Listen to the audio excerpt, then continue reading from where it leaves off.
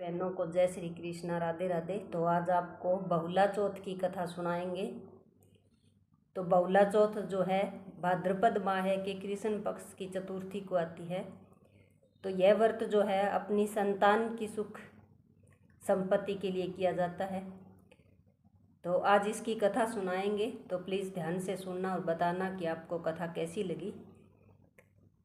तो संतान सुरक्षित और उसकी लंबी आयु के लिए किया जाता है ये व्रत, और प्राचीन काल से ही ये व्रत जो है चला आ रहा है, जो केवल एक व्रत पूजा या अनुष्ठान भर नहीं बल्कि सत्य, धर्म और वचन पालन और निस्वार्थ प्रेम का जीवंत उदाहरण है। और यह कथा एक गाय माता की कहानी नहीं बल्कि एक पवित्रता, सत्य की अडिगता और मातृत्व के अमर प्रेम की कथा है।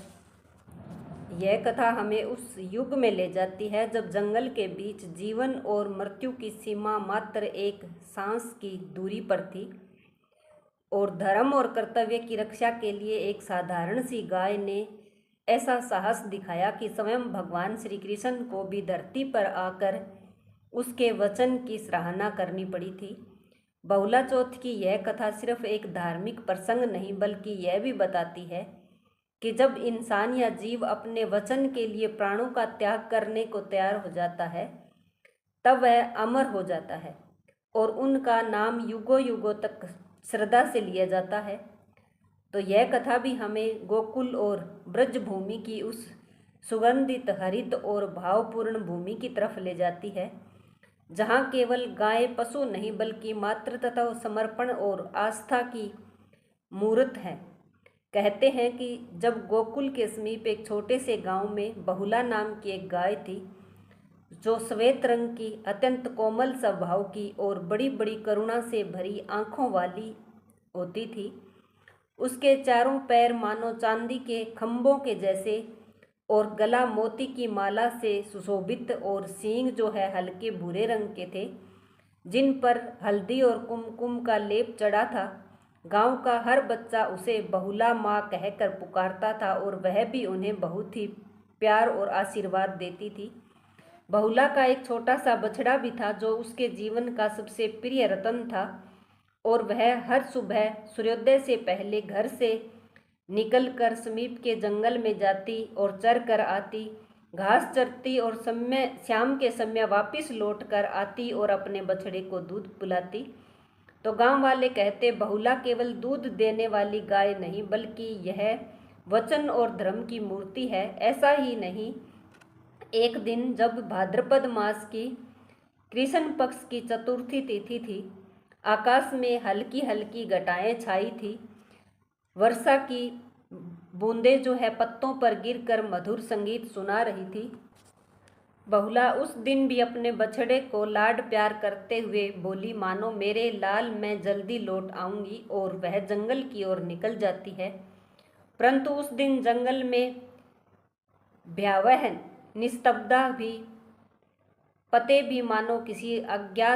भी अज्ञात आशंका से शिथिल थे। घास की महक में भी एक अनजाना डर घुल रहा था, क्योंकि उसी जंगल के एक कोने में सिंहकेत नाम का एक भयंकर सिंह कई दिनों से भूखा बैठा था।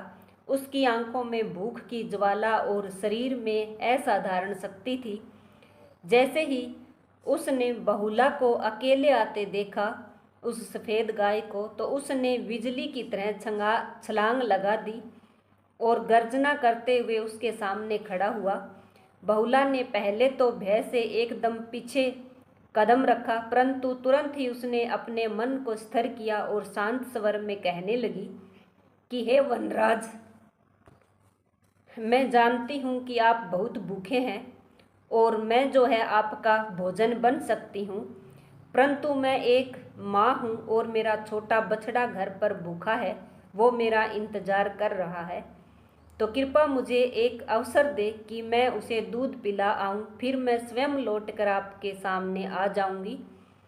तो सिंहकेत को यह बात सुनकर आश्चर्य हुआ और उसने क्रोध और व्यंग्य से कहा, गाय, जंगल में ऐसे अवसर नहीं दिए जाते। यहाँ जो एक बार आता है वापस नहीं लौटता। मैं तुम्हें जाने नहीं दूं। बहुला ने निश्चल आंखों से उसकी ओर देखा और कहने लगी कि वनराज, मैं गोवंश की संतान हूँ। सत्य और वचन के पालन के लिए ही मैं जानी जाती हूँ।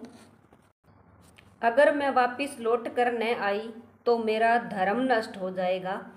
आप केवल मेरी आंखों की सच्चाई देखिए। सिंहकेत उस गाय का निश्चय और पवित्रता को भांप गया था। उसके भीतर कहीं एक कोमल भाव जाग उठा और उसने कहा कि चलो ठीक है, लेकिन सूर्यास्त से पहले लौट कर आ जाना। बहुला तेजी से गांव की ओर जाती है। रास्ते में धूल उसके पैरों से उड़ रही थी, लेकिन उसके मन में केवल एक ही बात थी, बछड़े को दूध पिलाकर अपने वचन को निभाना। जैसे ही उसने घर पहुंचकर बछड़े को दूध पिलाया, उसके आंसू टपक रहे थे। उसने बछड़े के माथे को चूमा और मन ही मन कहा, मेरे लाल, आज तेरी माँ को तुझसे बिछड़ना होगा, लेकिन मेरा वचन ही मेरा धर्म है। तभी उसका मालिक आया और बोला, बहुला, कहाँ जा रही हो? अभी तो आई हो। बहुला ने अपने मौन और भावपूर्ण नेत्रों से मानो कहा कि मालिक, आज मेरा धर्म मुझे बुला रहा है, मुझे रोकिए मत। और वह पुनः उसी स्थान पर लौट गई जहाँ सिंहकेत उसका इंतजार कर रहा था। सूर्य अस्ताचल की ओर बढ़ रहा था। आकाश सुनहरा हो गया था। बहुला को लौटते देख सिंह ने आश्चर्य हो गया। मैंने सोचा था तुम कभी नहीं आओगी, लेकिन तुमने तो अपना वचन निभाया है। यह देखकर तो मैं बहुत ही अचंभित हो गया हूँ। और तभी सिंहकेत के शरीर से एक दिव्य प्रकाश निकला और वहाँ स्वयं भगवान श्री कृष्ण जो है साक्षात प्रकट हो गए थे।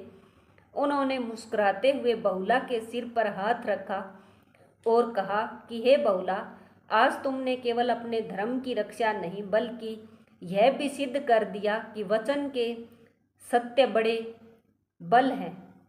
तुम्हारे इस त्याग और निष्ठा के कारण मैं तुम्हें आशीर्वाद देता हूँ कि तुम्हारा नाम युगों युगों तक पूजा जाएगा।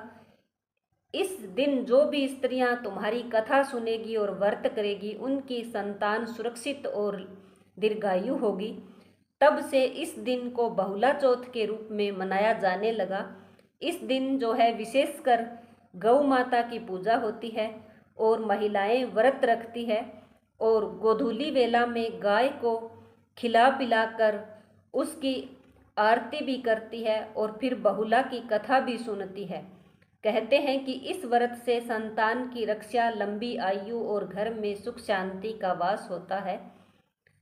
गांव के बच्चे गाय के गले में जो है फूलों की माला डालते हैं, सींगों पर रंग बिरंगे कपड़े सजाते हैं। तो इस प्रकार से ये व्रत था और ये थी कथा। अगर आपको कथा अच्छी लगी हो तो लाइक, शेयर और सब्सक्राइब जरूर करना। आपका बहुत बहुत धन्यवाद।